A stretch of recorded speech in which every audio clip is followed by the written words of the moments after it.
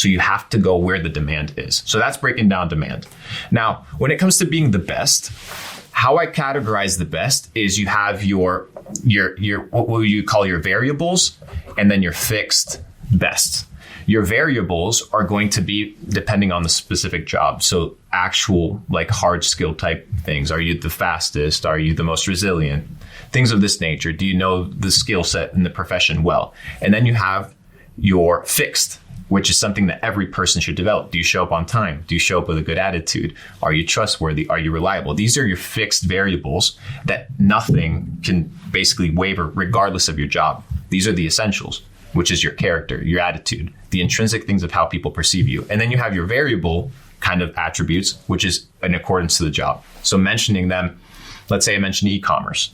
Well, I need to be the best in understanding supply chain. I need to be the best in understanding cash flow management. I need to be the best in running Facebook ads. I need to be the best in product research. Do I have to do that later on? No, you can eventually hire people to do it. But the reason you want to know it is because you want to know every aspect of your business. And the business basically grows alongside you. So the better you become, believe it or not, the better the business will be, because the business only reflects you.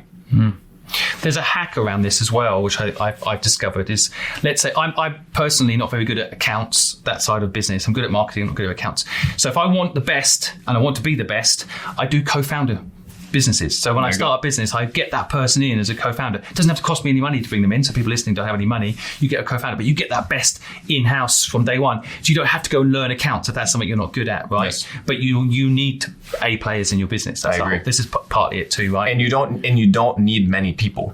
That's what most people don't understand. You can do a lot more damage with 300 Spartans, right? Yeah. So what you need to do is find those individuals that cover the bases that are essential for a business to succeed that you can't cover. And if you fall under the delusion that you can cover everything, then that's a fallacy. Maybe in the next couple of years when AI can become the best co-pilot partner and you don't have to shell out equity or sweat equity to anybody, that future may come. We'll see billion-dollar unicorns by a single. But it's going to be more competitive at that point too. Exactly. So but right now we live in a situation where, once again, you have your variables. If you can't build them out, make sure you find somebody that can cover those bases. But then you have your fixed variables, which is the things that are undisputed, that people intrinsically value and consider you the best at or not.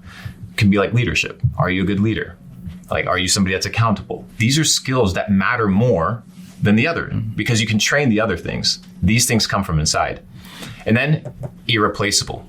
It comes back down to trends and narratives. You need to look at, is e-commerce, me selling on Amazon, the most ideal thing?